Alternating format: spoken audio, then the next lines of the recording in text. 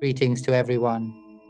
Today, let us enrich our minds with wisdom, sustaining the life force within, which is without form, limitless, clear, and pristine.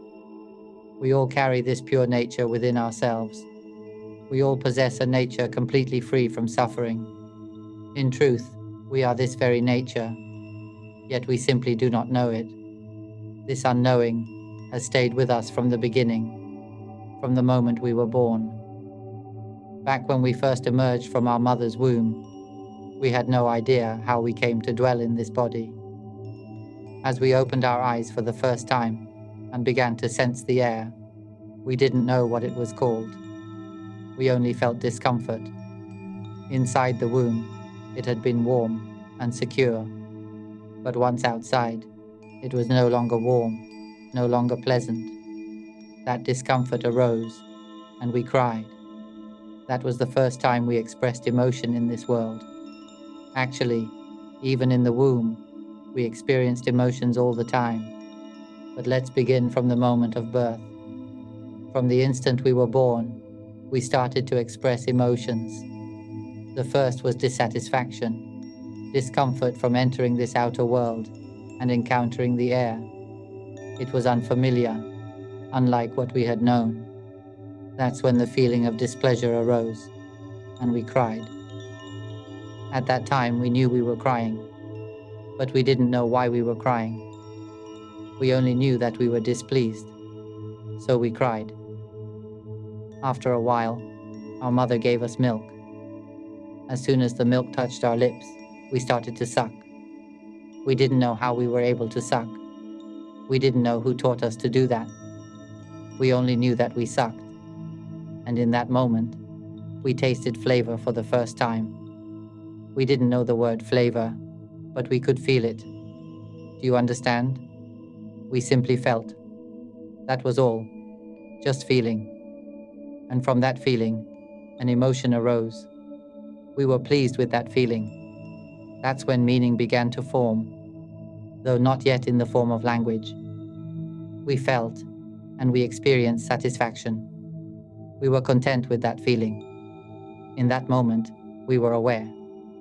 But again, we didn't know why it was that way. We just felt content and comfortable, and then we fell asleep. When we woke again, we felt discomfort from having soiled ourselves. Once more we cried, displeased. Then we were fed, felt pleasure again, and drifted back to sleep. We had come to dwell in this body, but we had no idea we were human. At that time, we didn't know anything. Only feeling was present. Try closing your eyes now. Everything disappears. Try dwelling in a world without sight. Only feeling remains. From that point forward, knowing begins to happen from within, not from the outside. Let yourself begin to know from within. Try closing your eyes again. You'll sense the sound striking from within. You'll hear the voice thinking in your mind. The mind has no mouth, yet it speaks, and you hear that voice. This is where I will begin to explain more deeply. We have a mind. We have a life element that is completely formless, clear, and utterly pure. It is a nature entirely free from suffering. This element is deathless, eternal. It lacks only the knowledge of itself. Our pure essence, our original mind, does not yet know that it is pure. We ourselves do not realize that we are this pure element. We have come to inhabit this body, this mechanical vessel. We dwell here, which means our true nature has no form. That's why we must take shelter in something that has form. Do you see? You'll see it more clearly when you close your eyes. Once the eyes are closed, all knowing turns inward. You no longer know through the outside. You can't even see your body anymore. It's as if there were no body at all, because it's no longer visible. And yet awareness remains within. Even now, you are aware. You hear the voice speaking in your mind, the sounds arising within.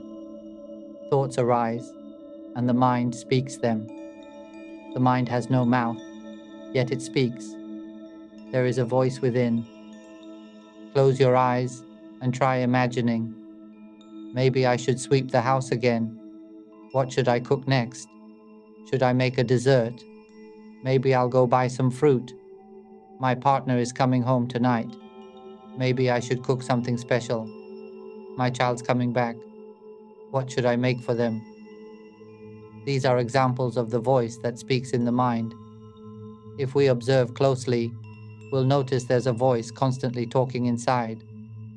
Sometimes it says things like, "There's no time for this. I don't have time to sit and listen right now. I'd better get back to work. What can I do to make time to keep listening?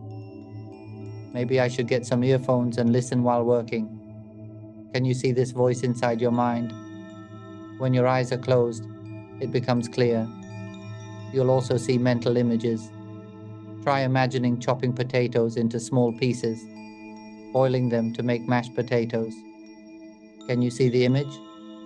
There's sound and image both. We're seeing sound, we're sensing sound, and we're also sensing images. Then comes emotion. There may be pleasant emotions, or satisfied emotions, or unpleasant emotions, dissatisfaction. You can sense those emotions. Even neutral emotion, you know you're feeling neutral. Calmness, you're aware of it. Contentment or discontent, irritation, boredom, or a sense of comfort, lightness. These are all emotional states that we can see and feel. When we close our eyes, we can recognize the voice speaking in the mind, the images appearing in the mind, and also the emotional states. When we're in a good mood, we're aware. When in a bad mood, we're also aware. These three phenomena, voice, image, and emotion, are all objects of knowing. Can anyone here see that? If not, that's okay. But just understand, they are objects being known. There is a knowing nature within that is aware of them. For example, right now, if you pay attention to the sound of my voice, you'll notice it's the nature of mind that is receiving this sound. Can you see that the voice speaks by itself? If we don't see this, it will seem as though we are using this voice, as if we're relying on it to communicate, as if we're using mental images to think and communicate, just like how I'm speaking now. You might think we're using all of this to interact. Isn't that right? Right now, we're using the act of hearing to receive this voice. And we use pleasant emotions. We cling to them. We use unpleasant emotions too. We cling to them as well. Whether happiness, sadness, calm, or indifference, we rely on all of them. Why do we rely on these things? Because we ourselves are a nature that has no voice. That's why we depend on voice. We have no images, so we use mental imagery. We have no emotions, so we rely on these emotional states. All these phenomena, sound, image, and emotion, are just tools we make use of. Can you understand this? Even the act of hearing is something we rely on. We rely on perception, on seeing, smelling, tasting, touching. We are constantly depending on these tools. When do we see that these things are not who we are, that we are merely using them? Can anyone see that sound simply arises and is heard without effort? Can anyone see that thoughts arise on their own, that images appear by themselves, that joy comes and goes without our control, that suffering too arises and fades away naturally, and that even neutrality, calmness, and contentment all appear and dissolve by their own nature? Can anyone see that all of this is functioning on its own? If you can, then you'll realize the sound you hear right now doesn't require you to practice mindfulness. You don't have to try to hear my voice. It's already being heard. You don't have to intentionally smell something, yet the scent is perceived on its own. And once you see that, ask the next question. If it hears on its own, knows on its own, feels on its own, thinks on its own, then where is the me? Let the mind answer for itself. That is the pure element within us. We are the mind, pure, radiant, and boundless, so clear and empty that it absorbs the entire cosmos into itself. This elemental purity has no voice, no image, no emotion, and no sense of perception. Within it, there is no movement at all, no coming, no going, no birth, and no death. There is no such thing as merit or sin, good or evil, right or wrong, true or false, wholesome or unwholesome, not in this realm. There is no person, no animal, no arising of any kind. It is the zero element, without time, without distance, without dimension. Yet all dimensions arise from this primordial element. All energy comes forth from this pure essence. Even the universe itself emerged from it. This pure element is emptiness that holds all things within it, the entire infinite universe. Every star, the sun, the black holes, they all exist within this clear, empty space. Darkness and light, too, dwell within this luminous emptiness. Waves of energy, heat, light, electrical current, magnetic fields, gravitational pull, all forms of energy exist within this clear, empty field. Stars are constantly in motion. Energies are always in flux. They collide, crash, explode, dissolve, reshape, condense, and then collide again, over and over, within this same vast emptiness. And yet, the pure originless emptiness itself remains untouched, uninvolved. It knows nothing of it. It takes no part in any of it. Who can understand this? But we've come to believe that we are human. Yet the mind cannot be human. When this body dies, when it dissolves, the mind immediately seeks a new body. We go searching for a new form because we never truly knew who we were. We didn't know we were human, nor did we truly know ourselves as male or female. So when the body dies, the mind instantly seeks another form. And more often than not, that new form is not human. It's extremely rare to be born as a human. Just think, how many species of aquatic life are there? How many individual beings? How many creatures walk the earth, live underground, fly in the air? How many life forms exist in the skies, even in space? Countless, infinite. And how many humans are there in comparison? Just a tiny handful. Understand this. The chance of being born as a human is less than 0.000000001%. Let me describe the layers of what we call ourselves in 3 levels, like the layers of a fruit. Think of an apple. Its skin is not the essence of the apple. Likewise, this body is not who we are. This body is not the mind. This body is not the life element. It's merely a shell. Now imagine pulling the mind out of this body. The body would immediately collapse. It could no longer stand. It would begin to rot. The heart would stop. The brain would cease to function. The ears would no longer hear. The nose would not breathe. The lungs, the heart, the blood vessels, the arms and legs, they do nothing at all. Without the mind to inhabit it, all that remains is decay, because the mind, the life element, is utterly formless, radiant, empty, and pure. Understand this. Once the mind enters the body becomes alive.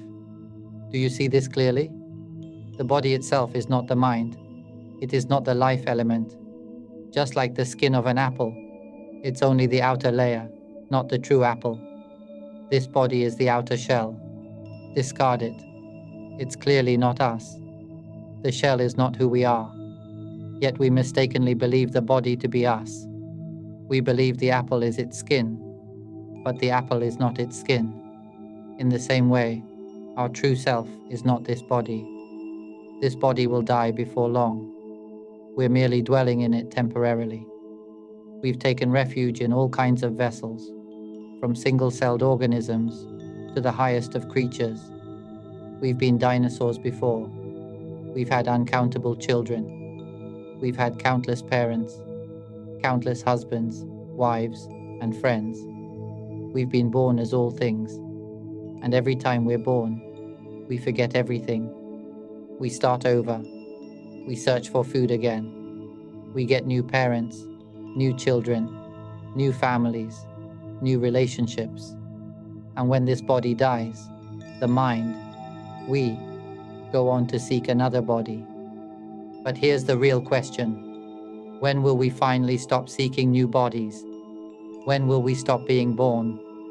Every time we're born, we fall back into the same illusions. We get a body, then we struggle endlessly to feed it, only to die in vain. When born as sea creatures, we spend our lives searching for food, eating and being eaten. They eat us. We hate them. We eat them. They hate us. It goes on and on. In the end, all of it leads to death. Born as underground animals, we search for food. For what? To die in vain. Born as land animals or birds, we struggle again to survive. For what? Again, to die in vain. But when we are born into the human form, this vessel is the most refined of all. Suppose we are now considered human. But what are we really? We receive this body no differently from the way animals receive theirs. From the moment we were born until now, what have we been doing? Caught in chaos, endlessly chasing after pieces of paper, just to buy food, only to die in vain. From the moment we were born, our parents taught us to think, to remember, to believe that we are human. They taught us to make a living, to go to school, to memorize, to study countless subjects, so we could become slaves to paper, just to buy food, and in the end, to die. Has no one ever told us that getting a human body is not easy, that it's incredibly rare? And yet once we're born, we're taught to live no differently than animals, just to eat and survive, only to die in vain. But human evolution is the most refined of all. While animals have only limited capacity to learn, especially in matters of the mind, humans alone have the potential to study and understand the nature of consciousness. Yet we don't know the mind. We possess it, but we don't know it. We have this formless life element, vast, empty, radiant, pure. In this essence, there is not a trace of suffering, only absolute purity, utterly supreme. I no longer doubt this, because I've seen it for myself. The moment I turned inward, against the current, and awakened within, I saw the truth. All these mental formations, all these conditions, they are not me. Even the words being spoken now are not me. And this sound, it isn't truly sound. There's no one hearing anything right now. On the day I realized the truth, I saw it clearly. This act of knowing, this inner voice, all these movements, none of them are who I am. Even emotions, happiness, suffering, neutrality, none of them are me. They are simply phenomena, tools that we temporarily make use of. When I awakened to this, tears streamed down my face. It exploded. My mind broke free from all conditions. Everything shattered. It was as if I had been dreaming all along, dreaming that it was all real, dreaming I existed, that I had a real life, with real suffering and real joy. Then suddenly, boom, it all collapsed and vanished in an instant. I jolted awake. Had I really been dreaming? None of it was real. Not at all. Nothing had truly existed. And I thought, oh, how we struggle, how we strive, how we do everything as if it were real. But it never was. It never had any self. It was never truly there. Right now, we believe we're truly having a conversation, don't we? But it's not real. We believe what we're hearing is sound. But is it really sound? Can we accept this as human beings? We are the purest essence. and yet we become lost in our own appearances. These things are merely phenomena, yet we cling to the body and to the movements of mind. But neither of them is who we truly are. Let me ask you, this body, if it dies today, tomorrow, or the day after, will it last much longer? Don't be fooled into thinking it will last. It won't. Right now, it's already carrying countless conditions and illnesses. It's deteriorating day by day, just like an old car. When we first got it, we were happy. But over time, it began to rust, to break down, to fail. Eventually, it no longer runs. And what do? We look for a new car. We're happy with the new one, use it for a while, and then it too breaks down. So we get another. When will we stop? Let's say we get a new car, and we drive it here and there, constantly on the move, never returning home. The car's only job is to carry us around. We keep traveling, and when the car breaks down, we get another, then another. We just keep going, endlessly. As soon as we get the next one, we hop in and keep driving, using it until it breaks, and then we go searching again. So here's a simple question. When will we stop? We haven't stopped. We keep searching. What are we really searching for? For me, I awakened to the truth that all conditioned phenomena are not who I am. Even the voice that speaks, it's not truly me speaking. On that day, everything exploded. My mind shattered into pieces. It felt as if a bomb had gone off in the center of my chest, blasting open into brilliant light. And what remained? Only vast radiant emptiness, pure and boundless, dissolving into the entire universe. A formless life element, utterly silent, crystal clear, utterly pure. It knew everything, yet no one knew it. It knew everything, yet there was no me, no one, nothing, just the pure original essence of what we are. There was not even a trace of suffering, only absolute purity. I wept. A flood of knowing poured into me, and I saw clearly beings suffer and wander through birth and death simply because of not knowing. We don't know that we are the pure element itself. I didn't know. I, too, once believed I was a human being. I believed I had parents, relatives, all the things people believe they have. I truly thought I was speaking, I was thinking, I had emotions, that I was happy, that I was suffering, that I was perceiving, that I could remember. I clung to all of it. But when I saw that none of it was truly me, I realized they're just tools, just things we temporarily rely on. We are a pure, formless essence. To realize that we are this pure element, we must use a kind of tool. Do you understand? Just like someone trying to journey beyond the universe must wear a spacesuit and board a spacecraft, we too must use certain instruments to understand. But we are not those instruments. We only use them as means of learning. Once the learning is complete, the tool is let go. We never truly needed the tool itself. The day I awakened to this truth, I saw the depth of my own ignorance. How could I have been so blind?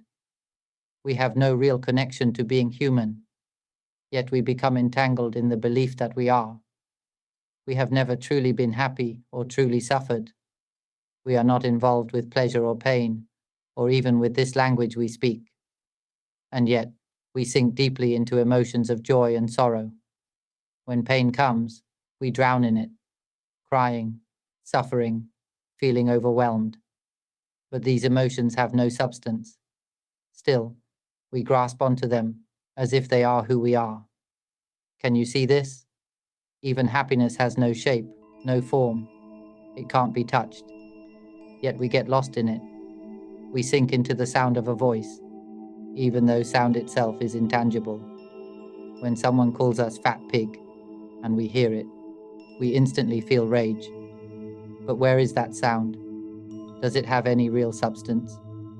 When I truly saw this, tears came. I cursed myself. How could I have been so foolish? Is it really true that nothing exists the way we thought? The whole world appeared empty, spacious, and light. It felt as though I had no form at all. And why wouldn't it feel light? We have no form, nothing weighing us down. We merge into the whole universe. It's as if we are a single drop of water that splashed out from the vast ocean into this human body. Then we claimed, I am human, I am this drop. But when awakening dawns, when we see that the body is not us, that thoughts, emotions, even awareness itself are not us, we realize we are that one drop. And in that moment when everything collapses, that one drop falls back into the ocean. Once returned, the drop becomes the ocean. You can no longer find the drop because it is the ocean. It has become the whole. There's no way to separate one drop from the rest. It's all one undivided reality. It's like discovering that we are the clear, empty essence inside a bubble. The bubble is just a covering, a thin layer that gives the illusion of form. But we are the clear emptiness inside. And outside the bubble, the same clear emptiness. Do you understand? Instead of recognizing that it's all one unified field, the bubble creates a false division. That bubble can ripple with sensations, even show colors. When the color is bright white, it appears as happiness. When it's dark and murky, it becomes suffering. The bubble ripples into sound and image. But we are not the bubble. We are not its ripples. We are not its colors. We are not the joy or sorrow that appears as those colors in the bubble. We are not even the knowing that arises when something touches the bubble and triggers a response. We are none of those things. We are the clear, empty essence within the bubble.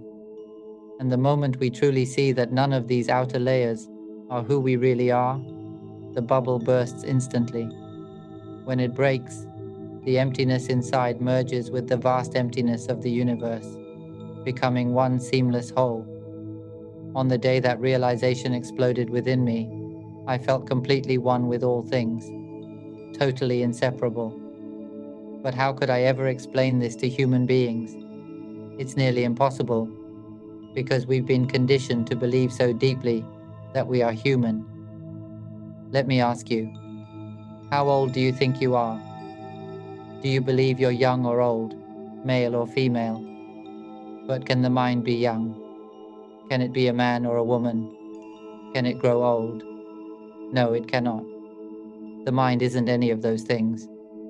That is what we truly are, a natural essence that has nothing to do with the body. Does the mind have a first name or a last name? Can you see this yet? Now let's explore this through 3 layers. The skin of an apple is not the apple itself. If you peel off the skin, you'll find the flesh. And then, many of us assume, this must be the real apple. But that's still not it.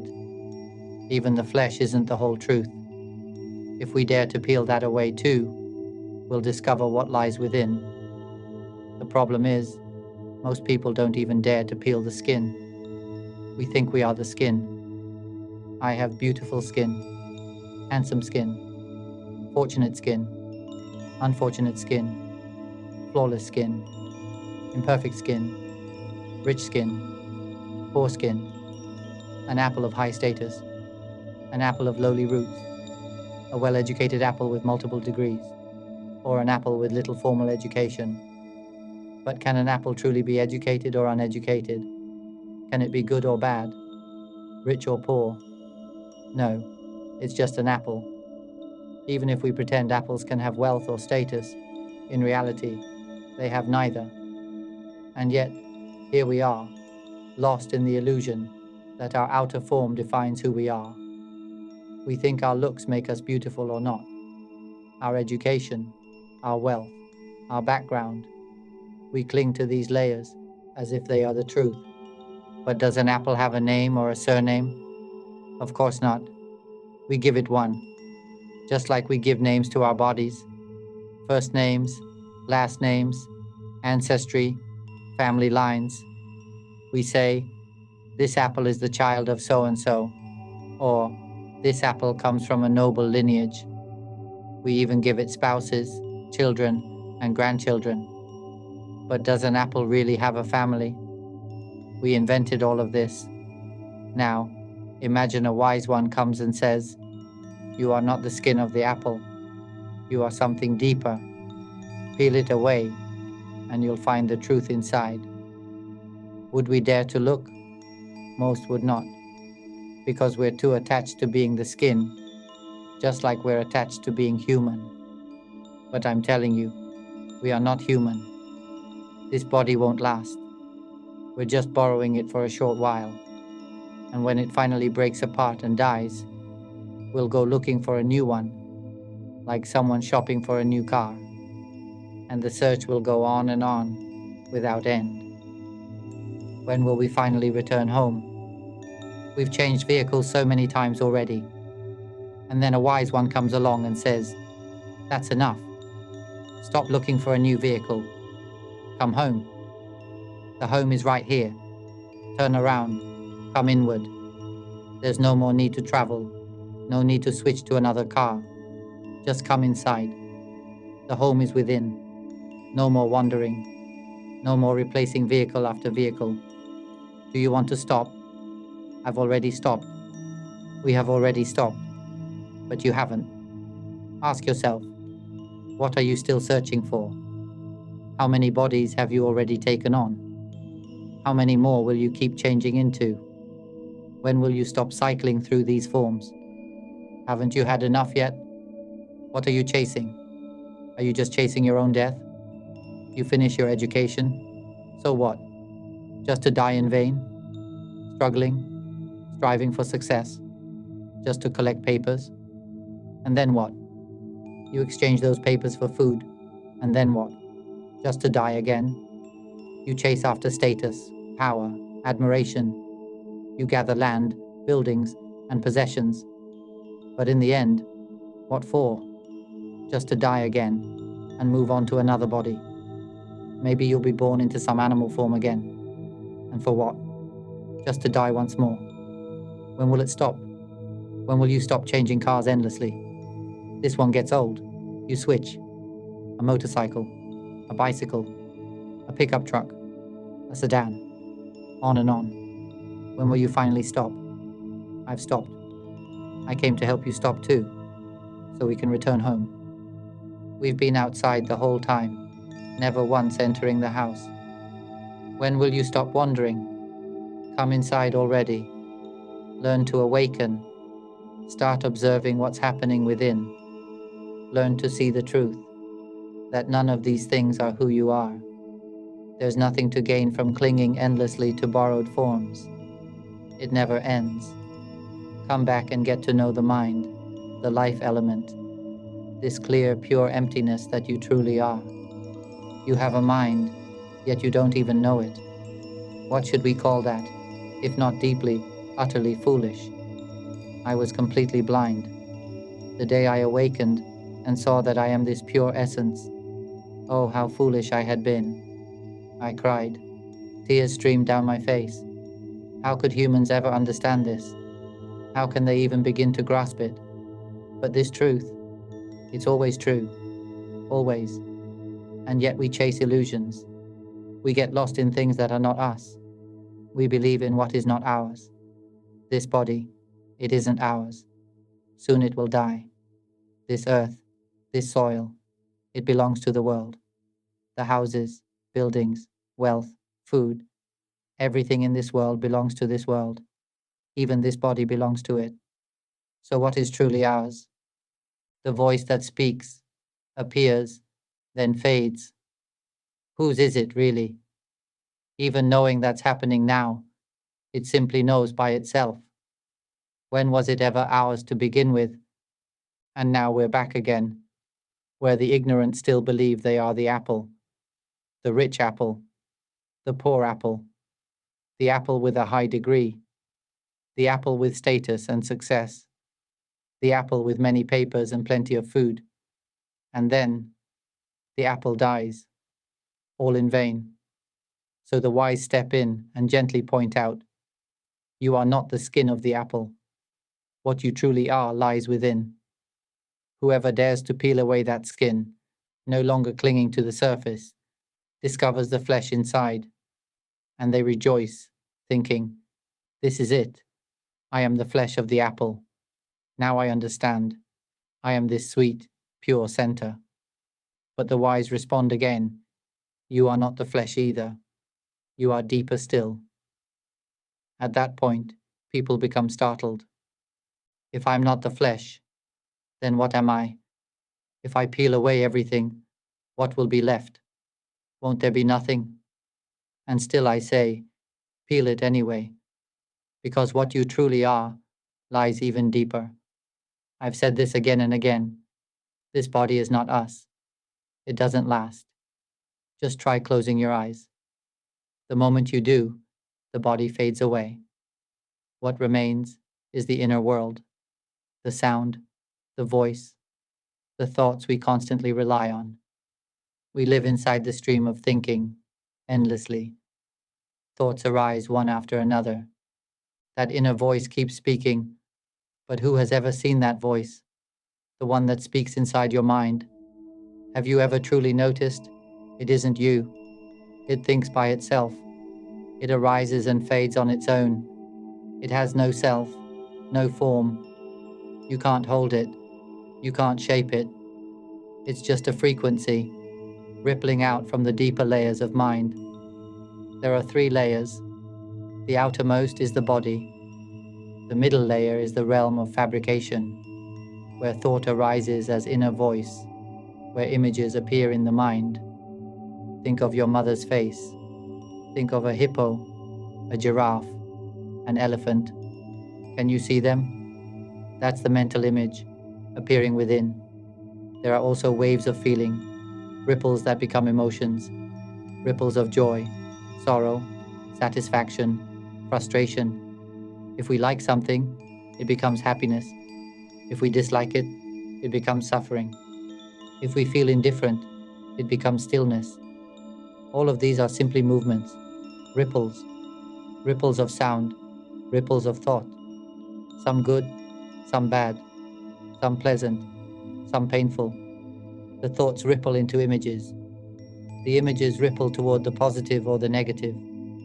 And the emotions do the same. They just arise and move as they are.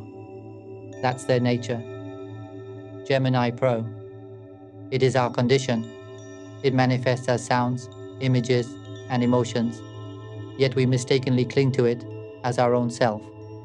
It manifests as memory, as the phenomenon of knowing. For instance, you are now aware of my voice. You see, the hearing happens on its own. These functions that are operating, they are aware of sound, smell, sight, taste, and temperature. They perceive through the eyes, ears, nose, tongue, and body. They perceive through these windows, and they also perceive within. It is aware of the voice speaking in the mind.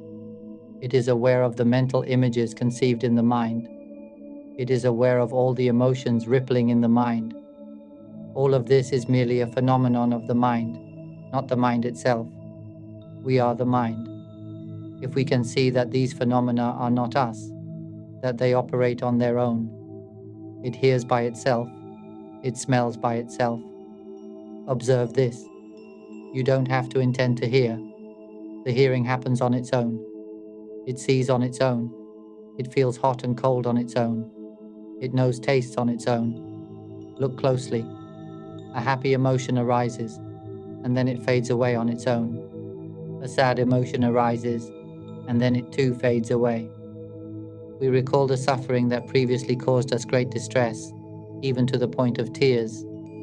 Consider that suffering. Where has it gone now? Think of immense happiness, a joy so fulfilling it keeps you awake at night, a feeling of profound contentment. Where is it now? Emotions appear, and then they dissipate.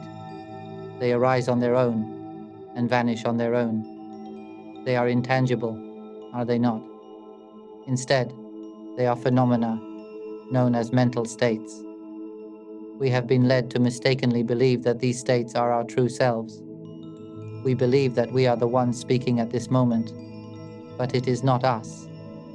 It is merely a manifestation of the mind, creating a frequency that becomes this sound, enabling us to vocalize, or it may remain as a voice within the mind. Let's go to the beach with family today.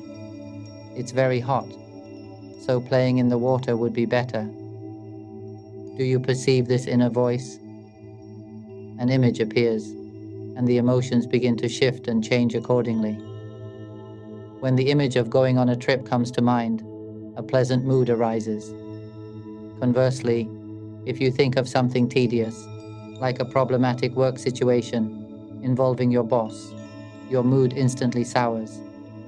Do you observe these emotions? They transform according to your thoughts and mental images. When things align with your thoughts, feelings of happiness emerge. When they do not, feelings of suffering arise. These are simply states. They exist as they are. They are conditioned in this way, and they dissolve in this way. Now let's continue. We are not the apple peel. Once the peel is removed and discarded, the sage asks, "See, we are inside." We then think, "Oh, I am the apple flesh. I now understand that I am the apple flesh." The sage replies, "No, the apple flesh is not us. We are further inside." We then argue, if we are not the apple flesh, then where else could we be? If you peel away all the flesh, you will not find us. There is no way to find us because we are the apple flesh. How can you tell us to peel it away? It is this good. Do not discard it. Let's eat it. The sage then says, try peeling off the flesh. If you do not believe, you must prove it. Once we peel away the apple flesh, we find the seed. That is our true self. That is the element of life. When we discover the seed, we realize this is knowledge we never had before. Who would believe that a large apple tree is contained within such a tiny seed? All the information, the leaves, the branches, the roots, the system for nourishing the trunk, the countless apples, the enormous apple tree, is condensed and contained within the apple seed. Tears stream down as we cry. Who would have known that we are the apple seed, the very element of life? We understood ourselves to be the peel. We understood ourselves to be the flesh. The peel is not us, and the flesh is not us. Our true self is the apple seed. Similarly, I am here to tell you all that this body is not our body. Please accept this truth, because this body does not last long. Soon, it will perish. But this death will be the final death of this body. We will not be reborn. It's quite amusing, actually. We never truly die. We are never really dead. To die and be reborn is a deceptive death. Can you imagine it? When the body dies, we do not die. We find a new body, and then we struggle to survive, only to die in vain. But our true selves never die. As soon as the body dies, we go find a new one, yet we are afraid of death. The mind is an immortal element. The mind is never born. The mind never dies. The mind is a pure, clear emptiness that encompasses the entire universe. It is exceedingly pure and very clear. If we can attain enlightenment in the mind, a brilliant light will emerge, covering the entire universe. It is clear and all-encompassing. This light is the embodiment of wisdom's knowledge. It is a brightness that is knowledge itself. The more knowledge one possesses, the brighter the light becomes. But do not desire it. I am merely telling you this. It will happen on its own. Your duty is to listen to my tapes. All of you, please share my tapes from the Panyawimutti channel for everyone in this world to hear. Whoever listens will awaken to the mind and realize that our mind is a life element that is exceedingly empty, clear, and pure. and we will no longer suffer. It won't take long. Some are fast, some are slow. It depends on our wisdom. Grasp the principle firmly. What am I trying to convey? If anyone who deeply desires to be free from suffering listens to my tape and grasps the principle that it is not us, we let it go instantly.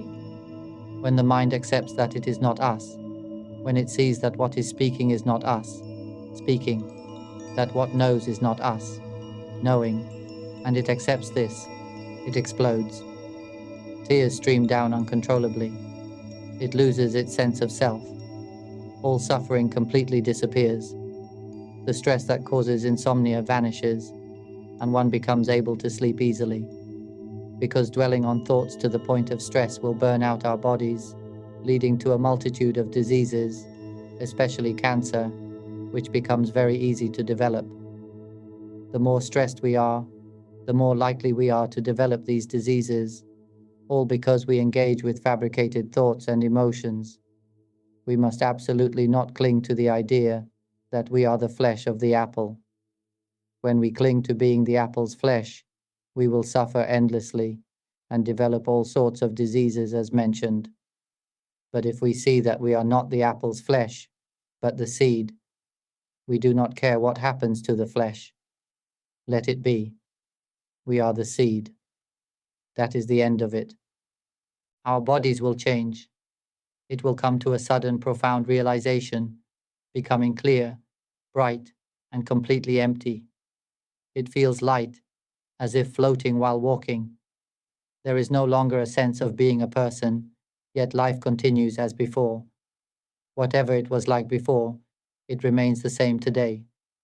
But what has changed is that the feeling of being a person is gone. It is something unknown. Every day, it exists in this world to proclaim this knowledge, to announce this truth for everyone to hear. We just need to see that this sound, this mental image, this emotion, this state of knowing, all work on their own. It is a form of nature that works by itself. The nature of sound speaks on its own like this. No one owns it. See that it speaks by itself. The nature of thought forms images on its own. No one owns it.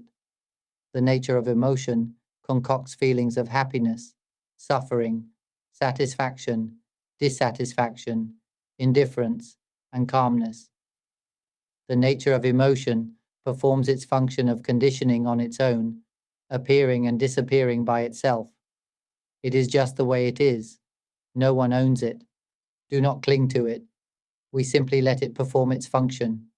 See that it is not us. It works on its own. The knowing faculty knows on its own. It hears sounds, smells odors, tastes flavors, and feels sensations.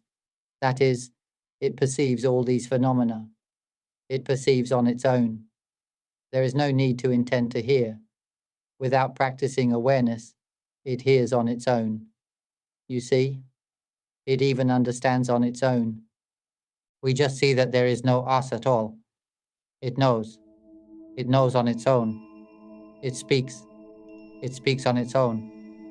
There is no us in anything. It is as if we are emptiness, transparently absorbed into the entire universe, and everything is merely a symptom that ripples within that emptiness. There is no us at all. There is no longer a feeling of being a person. And right here, there is no suffering. There is no suffering whatsoever. It is very pure. And you know that it does not arise because there is no us here. In this there is no sound.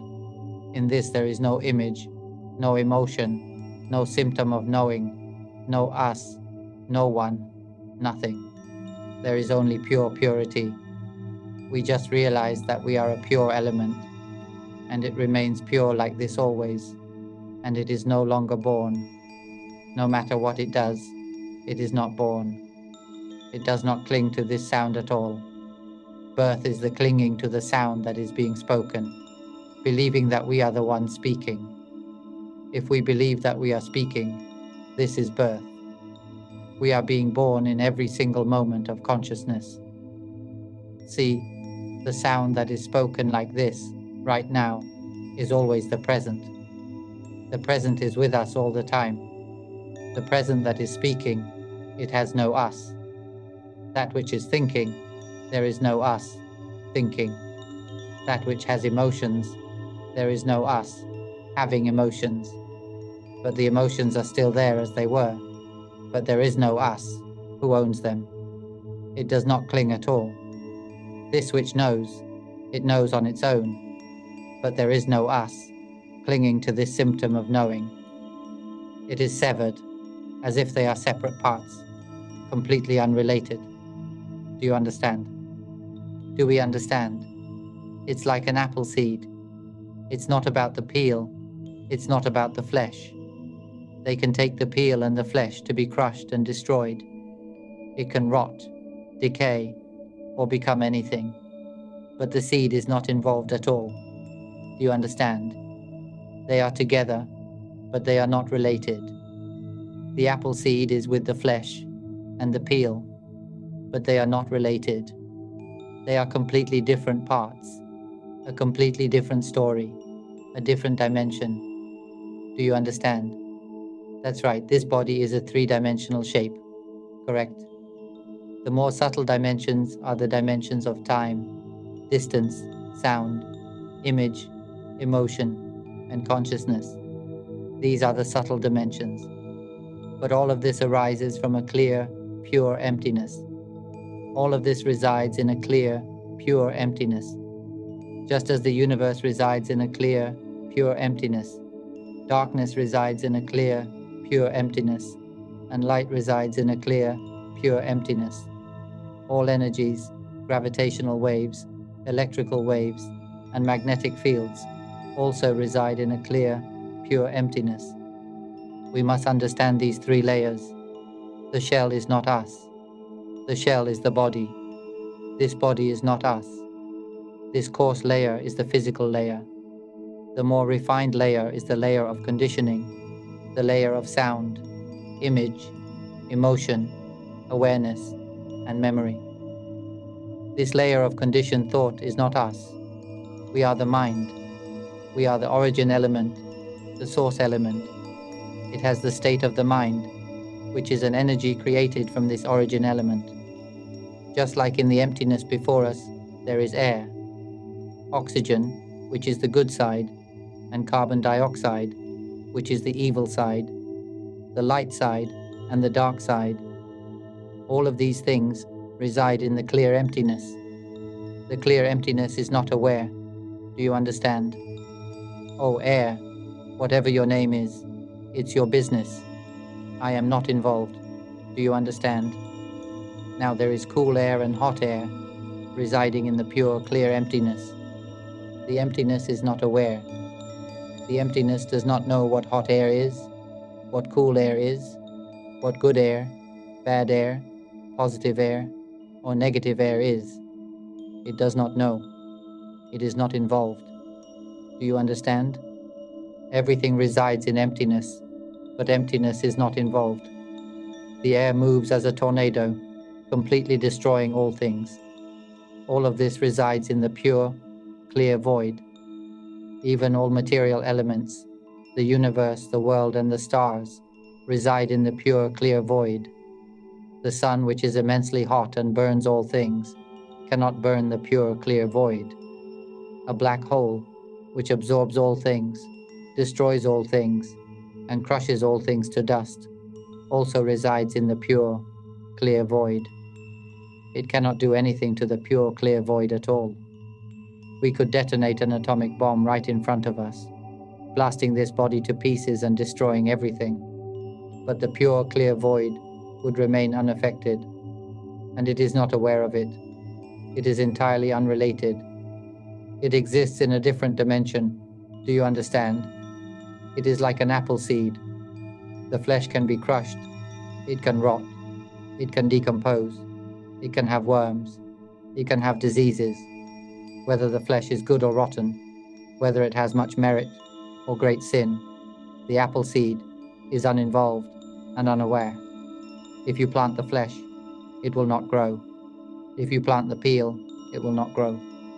But whenever the apple seed is planted, it grows.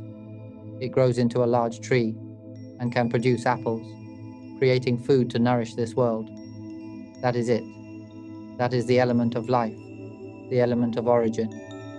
We are the mind, the pure, clear, and empty element of life that serves as the foundation for all existence. This sound arises and exists within the pure, clear emptiness, rippling forth from it, and ultimately dissolving back into it. This body arises from emptiness, and in the end, it will dissolve back into emptiness. All things arise from the pure, clear emptiness, and ultimately, they all return to that same pure, clear emptiness. Nothing is truly us or ours. We have ceased, but you, the listeners, have not. What are you searching for? You are seeking a new car, and when the old one breaks down, you seek another. When that one wears out, you continue to seek a new one. You have been wandering in the cycle of changing forms and appearances, lost in fabrications for a long time. You have had millions of spouses, millions of children, and millions of parents. When will we realize that we are the mind? The mind has never had parents, a spouse, or children. The mind is a pure, clear, and empty element that encompasses the entire infinite universe. Who is to know that we were never born into this world? Who is to know that this body is not us? Who is to know that this sound is not us? Mental images, emotions, and the state of knowing are not us at all. Who is to know that in this knowing there is no knower? Who is to know that we are the pure, clear, and empty element of life, which is one with all things? Awaken to this pure element, all of you. I shall conclude here. May all of us who have come to listen, regardless of age, ability, gender, creed, religion, or nationality, awaken to the pure and luminous essence of life, swiftly and immediately. May this be true for each and every one of you.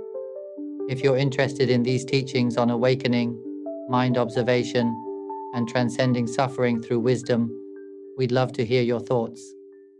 Share your insights in the comments, provide productive feedback, and if you find this content valuable, don't forget to like, share, and subscribe to the channel.